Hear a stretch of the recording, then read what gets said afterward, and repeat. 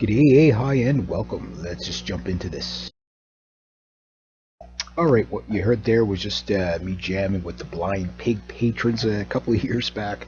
A little tune that Jason, the guitar player, guy I went to school with, kind of came up with. There's been my band Reckless Angel back in the 90s. Yeah, it was a fun little tune. What I was playing through was Jason's Marshall half stack, basically 4x12. I don't know what speakers were in the cabinet. Probably greenbacks, either the 75s or the vintage 30 type things. The head was transistor. It wasn't a. Trying to think what model it was. Anyway, it doesn't matter. 100-watt head anyway. Not a bad sounding amp, not a great sounding amp. I've never been a big Marshall fan, and the guitar I was using was my Jackson JS32 Rhodes Flying V, and you could hear some pretty cool stuff out of it. All right, so I figured this would be a good segue to the topic. So the topic is, and we're going to go off into a bunch of topics, but the topic is would you rather have 10 amps and one really good guitar, or 10 really good guitars and one really good amp? And most people say, well, somewhere in between. Like, I think you should have a couple of, like a little combo amp and maybe a big stage amp. Could be a combo amp or a stack or whatever. Stacks are cool, but they're a pain in the ass to lift, and especially if you play on a second floor of a building or third floor, you got to go up the escalator or the fire escape with a big half stack. Yeah, so if you don't have your own roadies, stacks get old pretty quick, but they do sound pretty awesome live.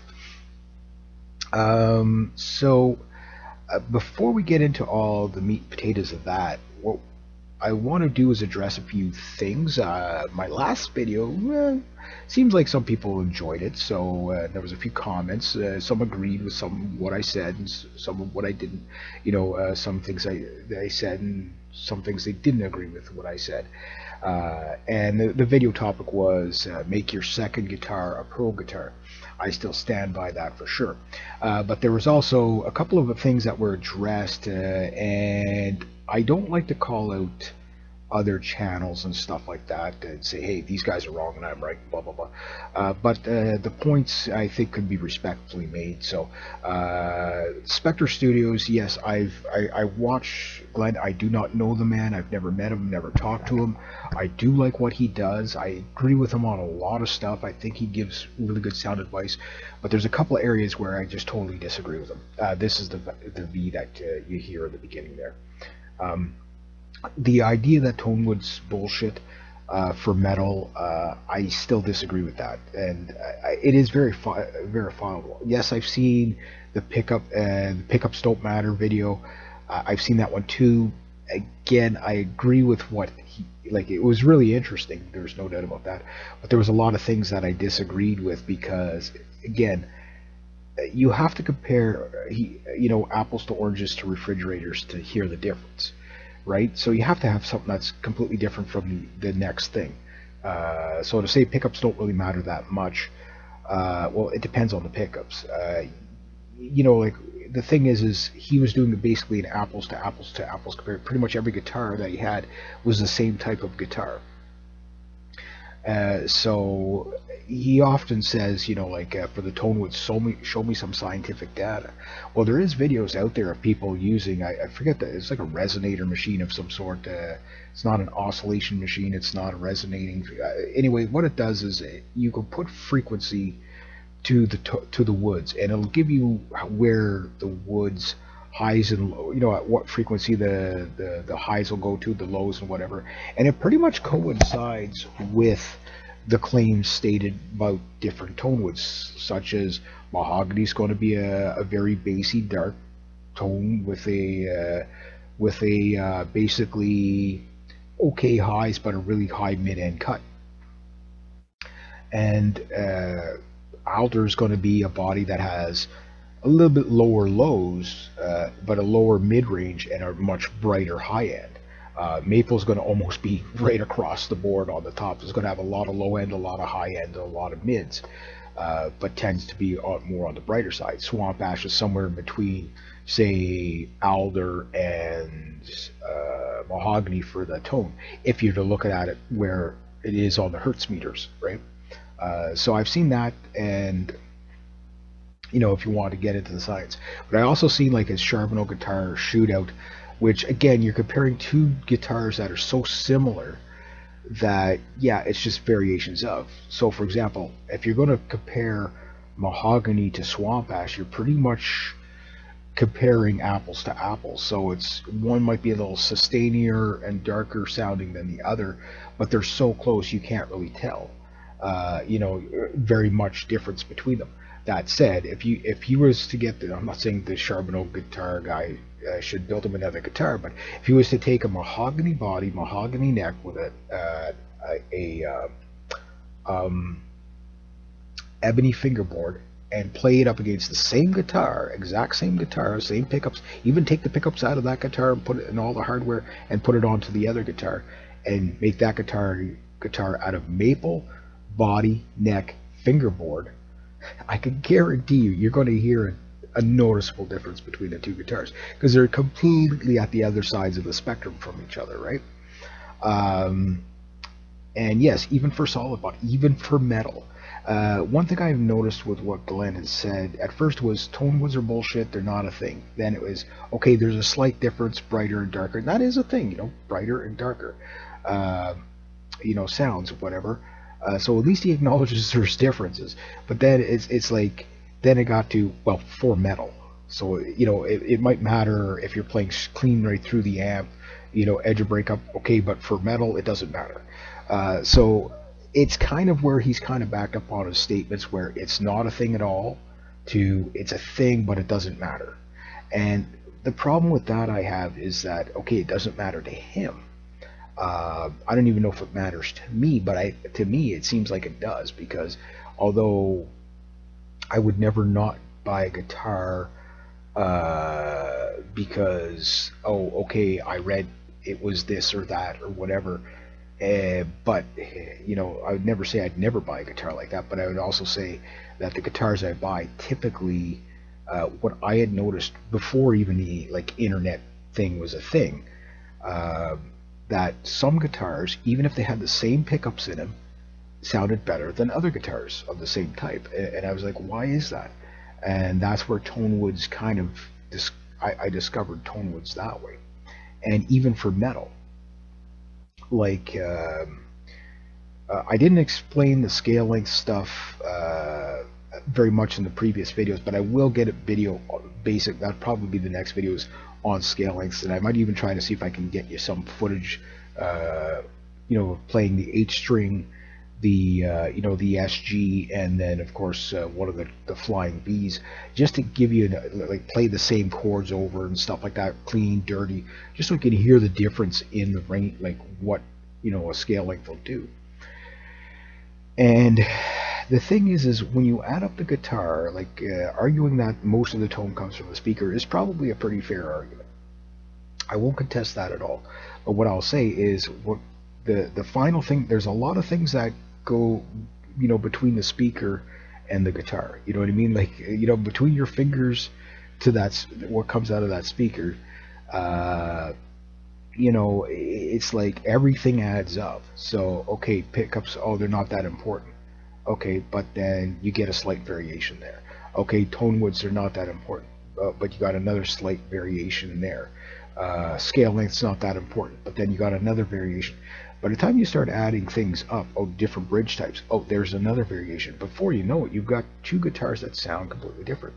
So, for example, if you had a guitar, like I say, with, say, my Duncan SH6 distortions, and grab those pickups and throw them into a guitar that had a classic 57 in it, so you go from a 4-pole pickup to a single-pole pickup, or even, say, not even the classic 57, put a Burstbucker 1 in there.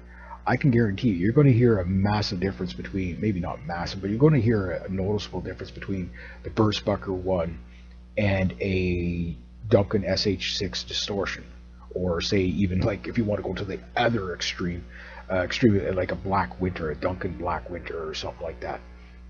So Duncan Black Winter against a single, four wired pickup versus a single pole, single wire pickup. Technically, all pickups are four wires, but if you wire all the pickups together or all the wires together, it becomes a single pole pickup. That Burstbucker one versus that, even Gibson 500T. If you've ever played one of those insane things, they're an awesome high gain pickup. One of the highest gain pickups you can get next to like a Nazgul or a Black Winter Duncan, but we'll say the Black Winter Duncan versus Gibson Burstbucker one. You are going to notice the difference. Like the Burstbucker one is this out of phase sounding twangy pickup. It's a beautiful pickup, but it's not a metal pickup at all, and it's a humbucker. So there you got two different types of pickups, and plus single pole pickup versus a dynamic pickup versus a really clean kind of like stereo sounding pickup of four pole. Two different animals. And if you want to add in more on there, you could add in a P94, which is like a single coil, a humbucker version of a single coil. And again, you're going to hear distinctive difference. So yes, pickups do matter if you get pickups that are completely different from each other. And then of course you have single coils and P90 types. So to say that it doesn't matter, again, it depends what you're comparing to what, right? So that adds up. So I just wanted to put that point out there, because it is something that if you're playing the same settings, you will notice the difference. The question is, does the difference matter to you or not? I can almost guarantee you no one's going to play death metal with a Burstbucker one. But no blues guy is probably going to play like a Black Winter pickup. you know what I mean? Like I can pretty much guarantee you're not going to hear. You know what I mean? Like tool to the job. People are going to have very noticeable preferences. But the thing is that, okay, it's only this much of a difference or only that much of a difference, say like between, say, a Duncan Distortion and SH6 and the full shred SH8 or 10. Okay, there's not that much difference between those pickups, but one's a little bit more mid-end cut, the other one cut through a bit more like the SH6, and the full shred is a little bit more warmer sounding, right? So that there again, variation difference, again, not super big, but you might prefer one over the other. So that's why you would get different pickups. But I do agree 100% with Glenn that before you worry about the pickups too much, just make sure you can play really good songs and play really well. And I agree with that 100%. It's more important that you play well than what you're playing on. You know what I mean? I've always said the instrument, the music is from within. The instrument is the tool, and the quality of the instrument is the icing on the cake. After that, it's just about preference. Now, even if you make the argument that, well, most of the audience won't know the difference anyway, well, it's true, they won't notice. Most audience will not notice, non-musicians will not notice the difference between this tone or that tone. But you yourself will know whether you got the best sounding guitar for you or not. And for me, there's a couple of ways I look at it. I get the people that are trying to save money, because I'm one of those guys. I try to make sure I buy something that's worth the money, you know what I mean? And like my chainsaw. So some of the pictures in here, I gotta have to do something. I don't know why I got a picture of a chair there. I think the girl accidentally took a picture of a chair. This is my instruments folder, my guitar folder, whatever, and I got stage violins and stuff like that. So there's a little bit of everything in here. Sorry about that, but it just is what it is. But anyway, getting back to what I was saying, like when I buy something, okay, like one advice he said was that if he was to give 19-year-old me kind of thing, talking about himself, if he was to go back and give him advice, like to save him all the headaches and wasting money on things that he didn't really need, what would he tell himself? Well, the first thing I would tell you is do as much research on whatever you're going to get as much as possible, because a lot of times, yes, you do overpay for things, or it's not even that you overpay for things, but you buy things you don't that you're not looking for, you don't really need, or you don't really actually want. Like for example, Stratocasters. Here I am playing some guy's Strat. That Stratocaster's got to be the most gutless Stratocaster I've ever played. It sounded good for what I was doing, and whatever. But like it just it definitely isn't the powerhouse SG61 that I got. Like when I played that guitar through the same amp I played my 61 reissue. Not even the same at all. So to say like again, this is a single coiled guitar versus my Gibson Classic 57s, but even for metal, like that guitar would just never hold up. But it wasn't a bad sounding guitar, but it definitely didn't have the punch my SG had. That's for sure. That I think was probably the most savage guitar that's ever been on that stage. That was a good night though. I really enjoyed that night. I played. Played jammed with a couple of guys. It was a lot of fun. I got up there and I did. I was doing Joe Satriani's Midnight, and then I did Johnny Be Good, and I did something else. What did I do? Rocker from AC/DC. Yeah. That was fun. That was a really fun. That was a Halloween night too. But again, it was you know one of those nights where that like I played a guitar that really got a lot of notice just because of the tone of the darn thing, right? So for me, I'm sure the way I played and everything like that, anybody that would have watched me play a cheaper guitar, they probably would have enjoyed it just as much. But I can guarantee you, there was a lot of people, uh, I'll put it to you this way: with when I was playing the Strat, okay, which wasn't a great sounding guitar. It was an okay sounding guitar. It wasn't a great sounding guitar, and I'll put some clips of it in another video, and you'll see what I mean. So people say, "Oh man, you played really well. Oh wow, you played really well," and I'm like, "Thank you." And then, but when I played the SG, they're like, "Wow, you played really well, but that guitar sounds so freaking awesome." So even the people that are not like guitar buffs, they will pick out a good sounding guitar. Now, again, these were two different guitars played through the same amp on roughly the same settings, two totally different tones, right?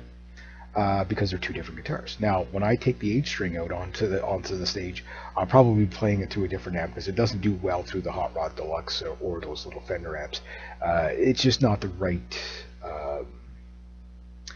It's not the right setup for that classic amp sound. Classic amps they don't.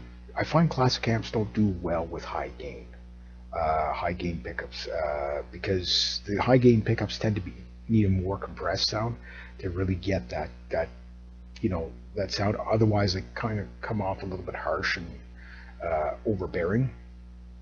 So.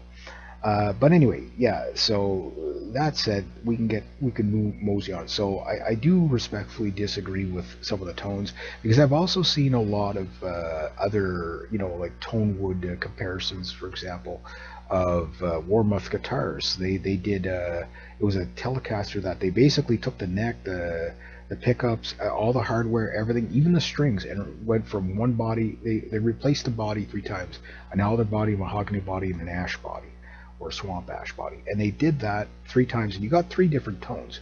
Again, for clean playing straight through the amp, yeah, you're going to probably hear that more than you would with high gain.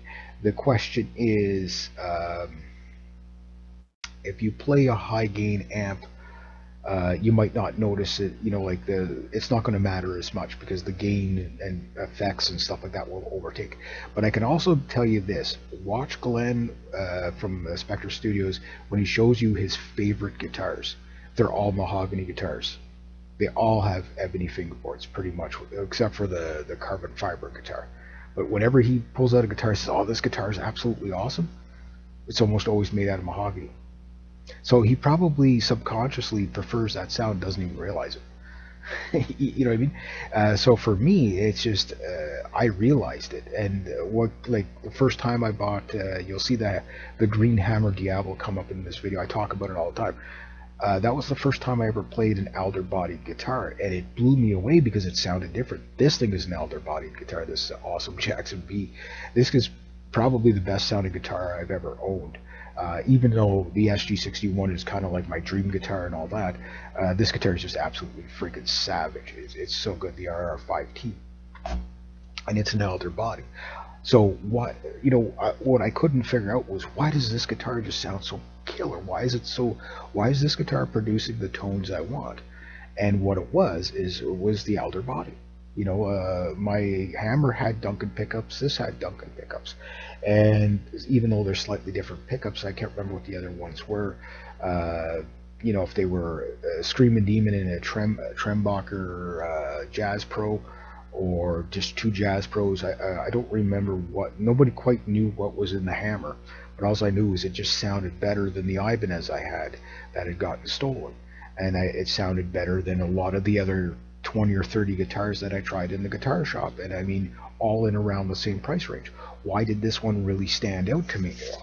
Because I tried some of the BC Riches. They had Duncan pickups in it, same type, and there was a couple of guitars that had the same or very extremely similar pickups, and yet this hammer guitar just sounded so freaking good, and I couldn't figure it out.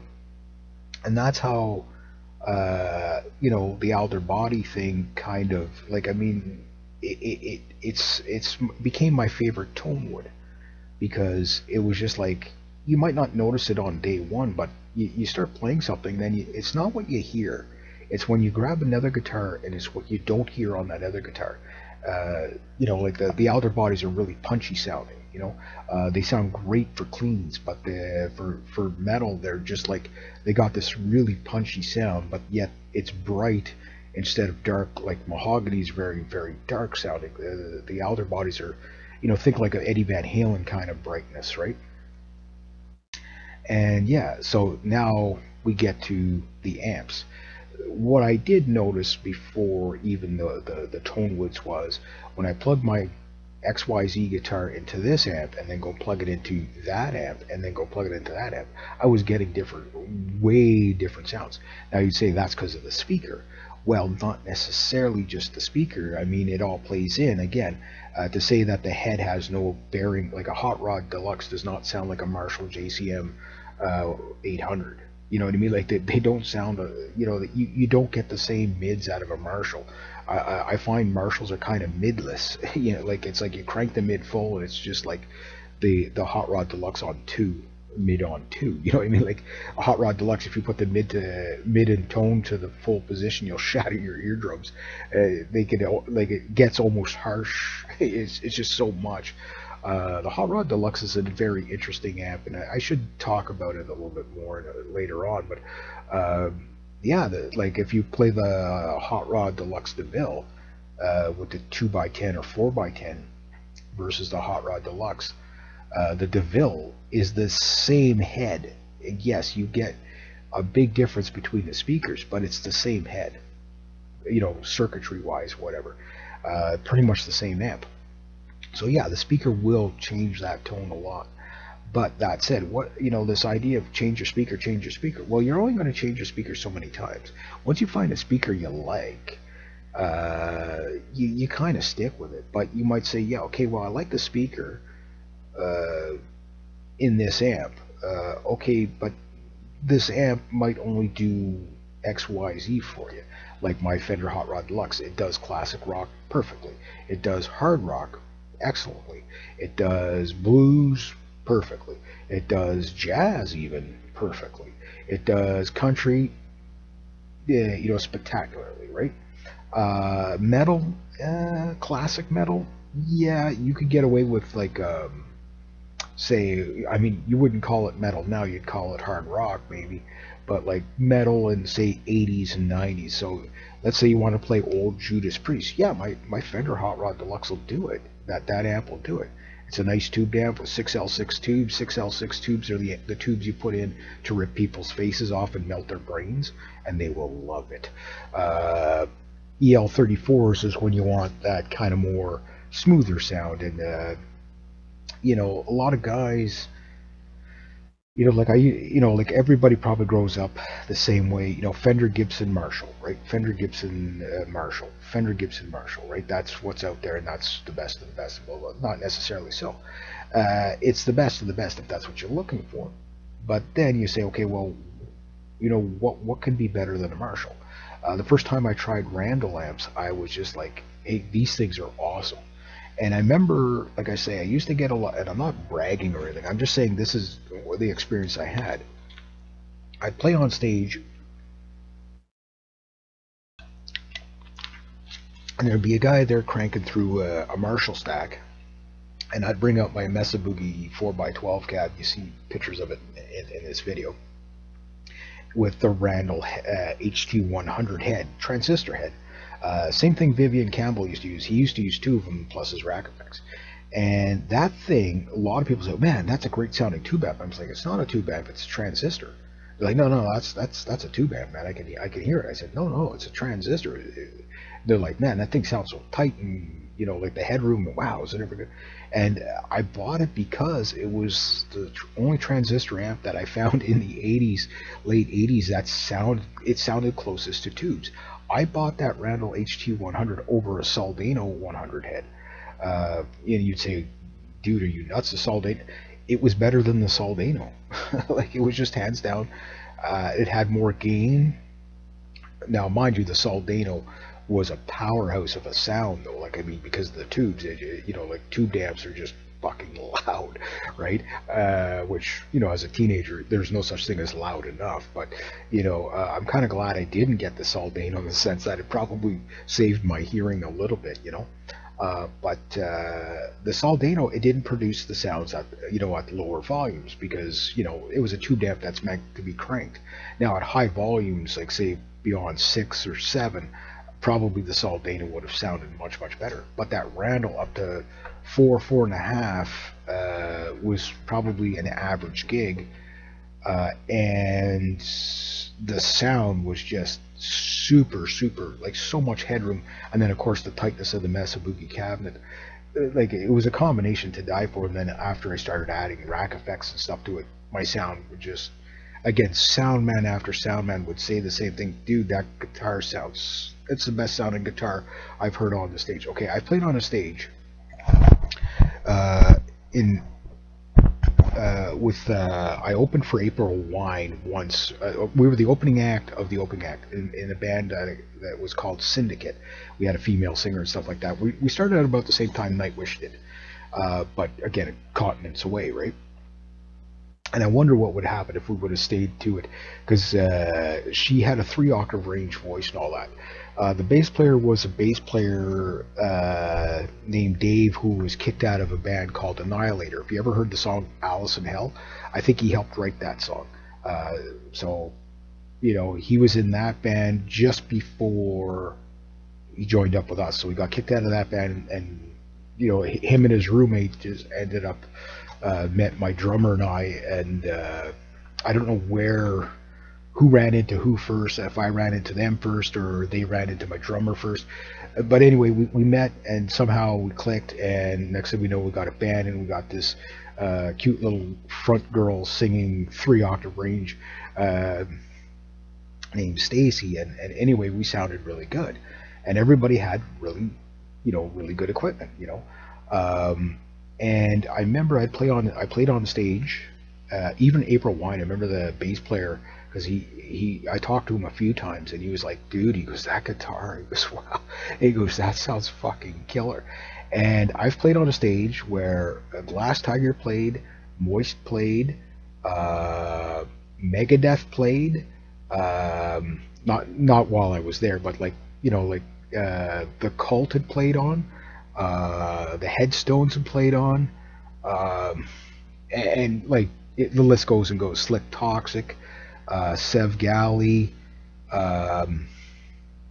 Ingve, and a whole bunch of other bands, like like just too many to list. Big name bands. And so you have a sound man that comes up to you and says, "That's the best guitar I've ever heard on that stage." I mean, you're comparing me to freaking Ingve. Again, I heard him play it. I didn't get to see him, but across the street at my buddy's place drinking. We could hear him, like Ingve was so loud, but it was cool though. So it's like, yeah, that's Ingve. He's playing. We're just up in the apartment buildings listening to him, and it would have been cool to see him, but we were too broke, and we only had enough money for one case of beer. So so it was like concert or beer. But anyway, played on stage like, so I'm not saying I sounded better, but I'm saying that was the compliments I was getting. So that had a lot to do with the amp. The guitar played a big part of it, sure, but it had more to do with the amp, right? So I was very early on understood that if you had 10 different amps, like I mean different amps, like I don't know, a Fender Dynatouch, and then a Fender Twin. Yeah, you got two variations of the same amp, but the Dynatouch is, if you've ever played one, it's a weird experience. I remember one guy, the first time I discovered the Dynatouch, I thought the amp was broken. I was like, "What the hell's going on?" It's blurbing out on me, like it was the circuitry. And then he says, "No, it's a Dyna amp." And what happens is when you play soft, it kind of like just sounds normal, and then when you pick hard, it blurbs the note on you, and it's called a Dynatouch amp. Uh, okay, or say like a Fender Sonic or Fender Champ 57 or something like that. So you play through those amps, they'll give you the vintage sound. Then you go play through your JCM 800, JCM 2000, whatever type of amps, and whatever's the newest JCMs that they got out there, and then go play through a Van Halen 5150, right? EVH 5150 or the PVs 5150s. Total different animals, right? And then if you want to go different again, Marshall versus Randall's. Like Randall's are just sick. I've only tried a Carvin amp once, and that was a really cool amp. I always wanted one. I was like, that was a really good sounding tube amp. It was a little combo. And then of course you got the beasts of beasts, and that's Mesa Boogie anything. I've never got to try the Stiletto, but I did try the. Oh, sorry, I tried the Stiletto. I never got to try the Road King. But I got to try the Stiletto, and I'm like, if I was going to go to that bridge amp between vintage sound and modern sound, where it's just kind of sitting right in between, that Mesa Boogie Stiletto. See if you can find one of those things. I don't think they still make them, but they were really cool. And then of course the old Mark Fives. I remember the first time I tried it. Like my cabinet is a Mark 3, 4, or 5. So they're all the same cabinet, series, whatever. But the Mark 5 head, the 50 watt, the 100 watt, I've tried both of them. They blow your face off. They're just like, the first time I tried a full Mesa Boogie stack was in the ESP shop in Hollywood. And, basically the other side of the continent from me, right? And I just remember this thing shaking the guitars on the wall, parting my hair a bit while I was standing before it. Like these speakers pushed wind, and as I had one of these cabinets at home, and I was trying an ESP guitar. I don't remember what the model was. It was probably the 87 or whatever. There's my Hammer Diablo there. But anyway, it was just like the sound out of that thing was awesome. I used to see this band in a place called Aylmer, Quebec, and when I was growing up and going to school, on the weekends I'd stay at friends, and I looked old enough that I could get into the bar. It was called the British, and it's still there. It's quite legendary. It was quite the slummy bar, but we used to go there, and one of my friends, he looked really young, and they would kick him out after about a drink or two. But me and my other friend, we looked old enough that they would never ask us for our ID, but they would let us drink a couple of beers as long as we didn't get out of control. And there was always this band playing there, and they were called Peter and the Wolves. And the guy played this little Mesa Boogie combo amp, and that was the first time I ever really heard of Mesa Boogie. And it was the wood one. They still do the reissue of it. And I was like, that thing's. And he was playing Sultans of Swing. I can't remember what kind of guitar he had. It was some sort of a Strat kind of guitar. And it was just like, I was like, man, that thing is just a beast. And it was just this tiny little amp, and it was shaking the freaking building, you know what I mean? But it sounded so good. It was so tight, and everything like that. I'm like, Marshalls just don't do that, right? So again, I'd rather have 10 amps and one phenomenal guitar And you probably ask me, why, Reg, don't you have that hammer anymore? Well, the neck warped on it. From If you want to destroy your guitars, play live. I'll just say that. And there was other things that happened, like my singer, basically with my guitar and the other guitar player's guitar, drove around like in minus 40 winter time, drove around with them all week in the back of his truck because after the gigs, rather than dropping everything out at the warehouse, which we thought that's what he was doing. So my guitar and the other guitar player's guitars were like fucked up at the same time. We couldn't figure out what was going on, and unfortunately, I thought about getting the neck, taking it to a luthier and have him shave it down and put a new fretboard on it and stuff like that. But the hammer necks were pretty thin. They were even thinner than the Ibanez Wizard necks, but a nicer shape.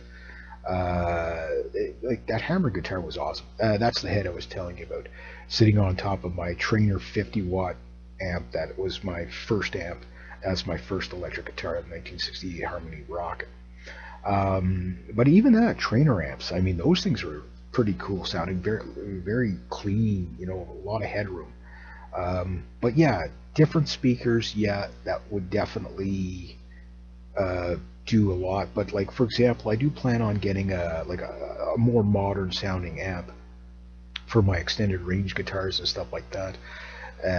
Looking at some Marshalls, like combo Marshalls, whatever, the Bose Katana, those type of amps. Something cheap just to take out to a jam night or two.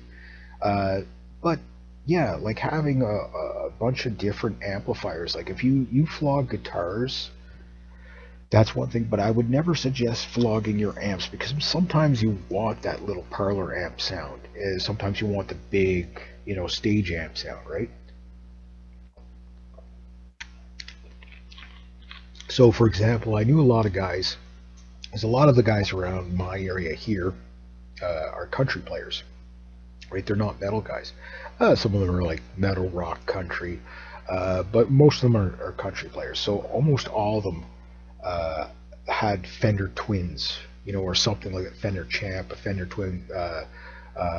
Mostly it was like Fender Twins, Twin Reverb, and which is a phenomenal amp. I remember the first time I played on stage with one, I was just like, this thing it was so good. It was kind of like a vintage sounding Mesa Boogie, and for those of you who don't know, Mesa Boogie is basically a hot rodded Fender. That's how they started out. Is they took Fenders and the guy that owned Mesa Boogie rebuilt them, but he would like beef up the transformer. He would beef this up, beef that up. Next thing you know, like you've got these triple rectifier beasts that just rip your face off. Even these micro head Mesa Boogies or something else. Like, I mean, 1 watt is like, okay, it's 1 watt, like, is it even worth listening to? And you play it, and it's like you've never heard that much gain. It's silly to the point of like ludicrous how much gain you get out of that little amp. And it's 1 watt, and like it's 1 watt or 5 watts depending on where you switch it. And it's just such a ridiculous thing. It's like you'll want it for sure. Like, it's so high gain, and it chugs, as old Anglin would say. It chugs. So it's pretty impressive. So yeah, having a really good guitar, maybe 1 or 2 really good guitars, and a bunch of different amps, that'll give you a lot of different sounds. Now, if you want to go with what Glenn would probably say, well, have maybe 1 or 2 amps and 10 different speakers for them, and just swap out the cabinets. That could be a very interesting thing too. But it'd be like the pickup argument, where you got to get something that's going to do something drastically different. For example, on my 12 track digital recorder, my Boss BR 1200. It's old technology now. I bought it in 2006. But one thing that's cool about it is it does, when you do your mix down and you're doing your final mastering, you can actually do speaker simulating on it, and it gives you like EV sounds and like just different. You can make it sound like it's being played through a television or a radio. There's that Vox sound, as they call it. And then you can get those little Vox amps. Actually, are pretty cool too. So there's all these different speaker emulators that you can do, or simulators that you can do. So it gives you an idea. Yeah, that would drastically change your tone if you could do that. But you can also simulate that, so you don't have to go out and buy 10 speakers, right, for recording. So it is a nice little touch. But that said, if you're recording from something that you actually really like, like I've had like quite a few little amps. I had like a G deck for a little while. It was a cool little amp, but it was like 10 watts or whatever, for the apartment, and it had all the effects built into it, and a little jam track type thing, and it was a cool amp, and I liked it. But I ended up selling it and buying a Crate VTX 15. No, I bought that before the G deck, and that Crate VTX 15, I still play it now. Like basically, I play my 8 string through that thing with my Zoom pedal, and that's the amp sitting on top of the Mesa Boogie there, and I run it through the Mesa Boogie, and it sounds like freaking ridiculous. It's $100 amp. It's 10 watts, and I play it, and I just like I laugh because it's like, how do I get that kind of a sound out of something so cheap, So you never know. Like when you go into a music store, whether it's a guitar or an amp, try everything. Because sometimes you like those old Roland amp, those little Roland cubes there, the little orange suckers. Those things, I remember the first time I played one of those was in high school, and it was a guitar slash bass slash keyboard amp. You could do anything with it. The thing weighed like 50 pounds. It was this tiny little amp. It was only maybe, I think it was 50 watts. But I played it, and the sound out of it was just unbelievably high quality. Like it was so clear. It had so much low end. It was unbelievably good. And it was a transistor amp or whatever. But it was just one of those things that you play all these vintage amps and classic amps and whatever, but if you look at the amps the same way you look at the guitars, okay, my Stratocaster, my Les Paul, my ESP or LTD or Ibanez or Jackson, and then you kind of try to match up, this amp with this guitar, see what you get, right? And a lot of times that'll give you a lot more variation on your tone and sound. Even if, like, let's say for example, those vintage 30s. A lot of people like those vintage 30s. I think, yeah, they're great for distortion and stuff like that and gain, but I don't really like them that much. I tend to prefer a speaker with more headroom, meaning more clear. So you lose out on that gain that you would get, that saturation of gain, which sounds awesome, sure, but what you get, especially when you're playing live, is this really chunky. You get a clearer sound, but it's chunkier. It's just like, uh, you get that kind of King Kong beating his chest kind of sound on the chugging. You know what I mean? And that's why, like, 15 watt amps, 1 watt amps versus 100 watt amp. The 100 watt stuff gives you the clarity and the punch and the low end and all that stuff. The low wattage amps gives you saturation. You know what I mean? It gives you the insane gain and stuff. So everybody has a different take on what they like there, but you can play around with that. So I think after 100 watts, it's kind of hard to, you know, like justify, unless you're playing at concert volume, on stage or something. It's kind of hard to, because you can't go far with it, headroom, like, like gain wise, you do get insane gain, like, like I say, Mesa Boogies and Revs, some of them are 120, 150 watts, whatever.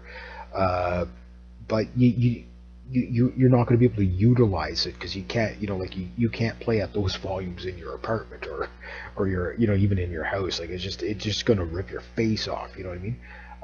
It's meant for bigger stadiums to be able to push that kind of wattage. But up to 80, 100 watts, I think 80 watts is probably the sweet spot for best clean, best dirty. 50 watts and 40 watts are probably right in the middle of the road where you're going to get as much headroom as for the cleans as you're going to get for the gain stages. Again, depending on the amp. I do find my Hot Rod Deluxe to be a real bitchingly rowdy amp. Um, even though it's only 40 watts, the thing is so freaking loud. If you've ever played a Hot Rod Deluxe, you know what I'm talking about. Like, it's the amp. It's meant for live playing. It's really not meant for the apartment at all. You only put them up to maybe three, 2.5. You pretty much, like on the clean channel, it's pretty much just pure tube breakup. Uh, you, if you have medium gain or medium output pickups to high output pickups, it's just pure breakup all the time. But the cleans are so stellar on it for dynamics. So if you're playing like a Strat or a single coiled guitar, or like a Gibson in the middle position, that amp just sounds so good. On the cleans, it just sounds beautiful. Like it's just a beautiful sounding amp. But when you want to kick in to rock your face off, you can get a really good hard rock sound out of it. You know what I mean? So that's why I like that amp. But it's a vintage sounding amp. It's not a modern sounding amp. And by modern, I mean, like, say, vintage would say, like, Black Sabbath, obviously, would be a vintage sound. Even, say, like,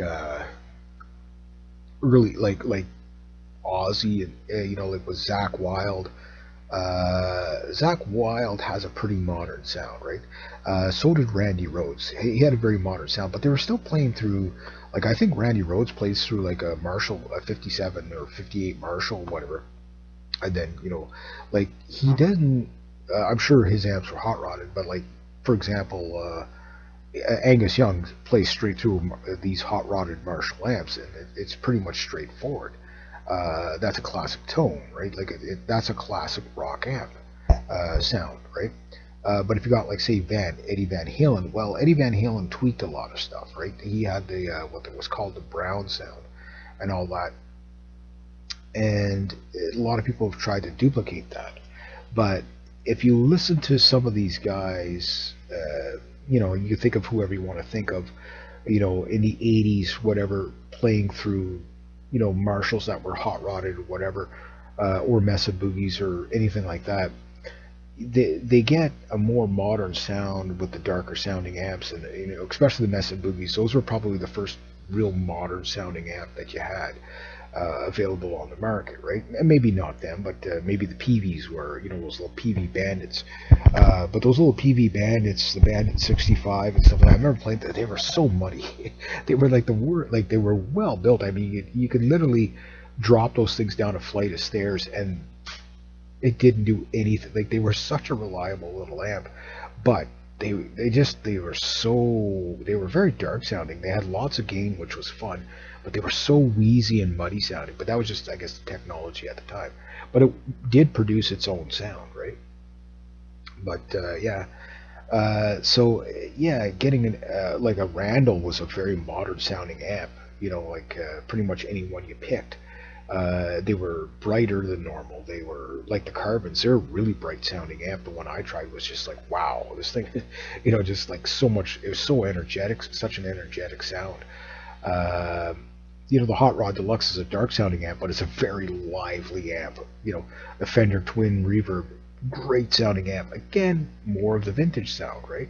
But some of the amps started having like double gain stages where you could push pull pot stuff, right? Now you've got things like Engels and Rev amps. I haven't tried those yet, but from what I'm seeing online, I'm just like, wow, those things look killer. They'll give like Mesa Boogie a run for the money, but an amp that I think that would be a really, really awesome amp to have is, even if it's just the head you get, is the PRS amps. That little Termagoni, I could probably pronounce the guy's name right. The little 15-watt signature amp. That thing sounds killer. And I mean, I haven't heard one, with my own ears, live, but just from what I'm hearing off of, the internet, I'm like on YouTube, I'm just like, that would definitely be an amp you'd want in your arsenal if you wanted a really nice modern sound and a really high gain amp. Again, it's only like 15 watts or whatever, 20 watts or whatever it is. There's two models of it, and you know, I mean, listen to Mark Holcomb from Periphery. I mean, he plays through PRS amps. Those are nice sounding amps. Those are really nice sounding. So if you had like maybe a PRS amp and a Fender amp and a a Mesa Boogie and then a Marshall and then whatever, heck, you could even go get a Behringer amp and see if you like the tone out of that thing. The crate amps, I guess crate amplifiers are out of business or whatever. I don't know. I can't seem to find their website. Maybe it's just me. I don't know. But I love the sound that I was getting out of I get out of my little crate there for a little transistor amp. It's pretty badass. I mean, the thing is pretty beat up, but like it's played gigs and everything. It's a super amount of bass to it. Like I was quite impressed. There it is sitting on top of the. Oh well, maybe you passed that picture now. But anyway, it doesn't matter. But yeah, so you guys tell me like what amps like if what have you found with your guitars playing them your same guitar through many different amps. Orange amps, they make some pretty cool stuff too. Like I tried them, but they weren't quite for me. But they were cool. They just wasn't the sound I was looking for. But another amp that a lot of people probably don't know about or probably haven't tried, and that's Trainer amps. They make some pretty cool stuff. They're made by Yorkville Sound, which is a Canadian company. Uh, and yeah, their speakers are just they're heavy. You got to be a bodybuilder to move around a Trainer amp. I'll just tell you that. Like if you're getting a stack, if you want the biggest stack you could humanly possibly get just for sure size, go find an old PCM stack. I remember a guy I was in one of my bands. His name was Tom, and he had a TCM stack. He had the full stack. The thing had to be 9 feet freaking tall. Like you couldn't stack it in a normal room. It was too tall, and it was just like I always thought Marshalls were like excessively oversized. Whatever. That's what I liked about the Mesa Boogie. It was like the thing is like the speakers are nice close together. The cabinet's nice and tight sounding. It's a really, really great sounding cabinet. Where the Marshalls, it's like I think they made them big just to make them look impressive, right? Well, the TCM took that to a different level.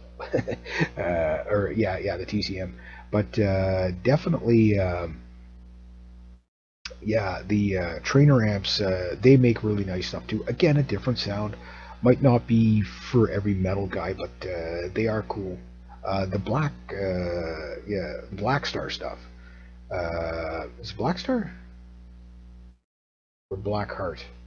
Anyway, those amps they look kind of cool. I don't know. Try them out. See if are they just a lower end amp or are they a higher end, whatever. I remember those little Epiphone amps that you could get. They were mindly. They were like edge of breakup tube sounds. They weren't a metal amp, but they did produce some pretty cool sounds. Like for like cheap little parlor tube amps. And then of course, if you want to really like, I want an amp that sounds like nothing else before, and you will either love this thing to death, or you will absolutely loathe and hate this thing to death. And that is the classic pig nose.